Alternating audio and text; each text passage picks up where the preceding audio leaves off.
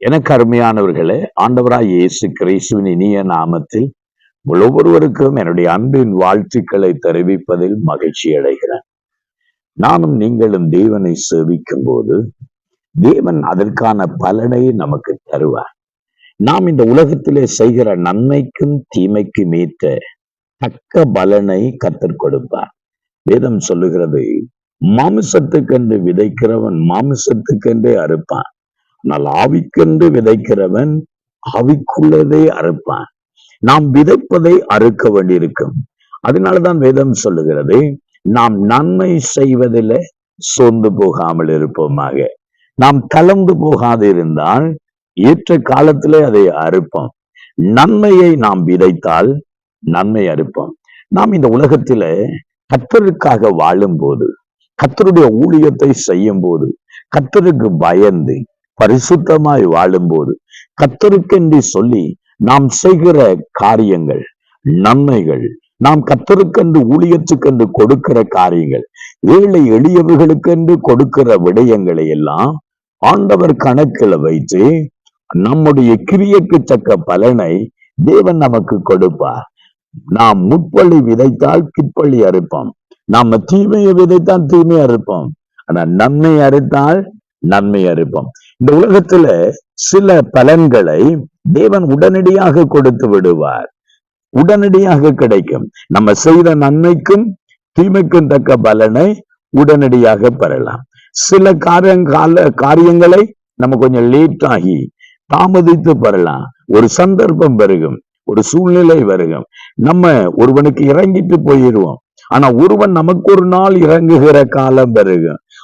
அந்த நேரத்துல நம்ம விதைக்கிறதை நம்ம ஒரு நாள் அறுக்கிற காலம், அது ஒரு நாள் வருகும். நீங்கள் உங்களுடைய நன்மைக்கு தக்கதான பலனை ஆண்டவர் உங்களுக்கு கொடுப்பார். உங்களுடைய பிள்ளைகள் வாழ்க்கையில் அதை கொடுக்கிற சந்தர்ப்பம் இருக்கும். உங்கள் குடும்பத்தில் அதை அனுபவிக்கிற சந்தர்ப்பம் வருகும்.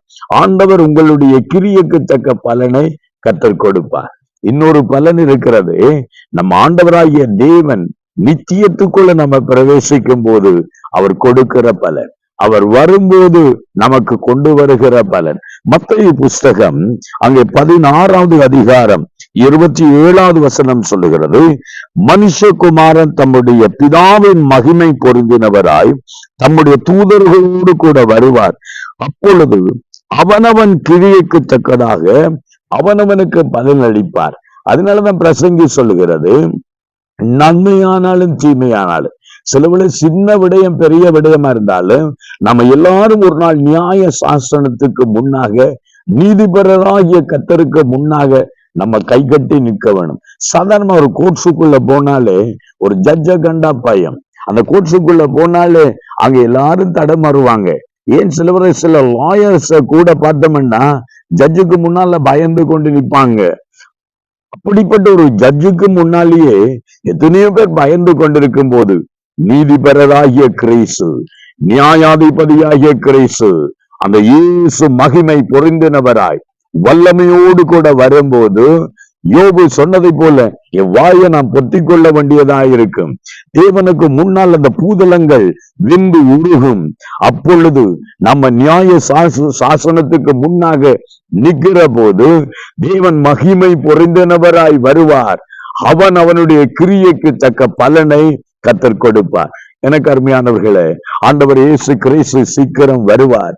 அவர் வரும்போது நியாயத்துக்கு முன்னாக நம்ம நிற்கும் போது, நீதிபரருக்கு முன்னாக நிற்கும் போது ஆண்டவர் ஒரு நாள் கேட்பார், நீ இந்த உலகத்துல வாழ்ந்த போது நீ எப்படி என்னை பின்பற்றினா என்று கேட்பார்.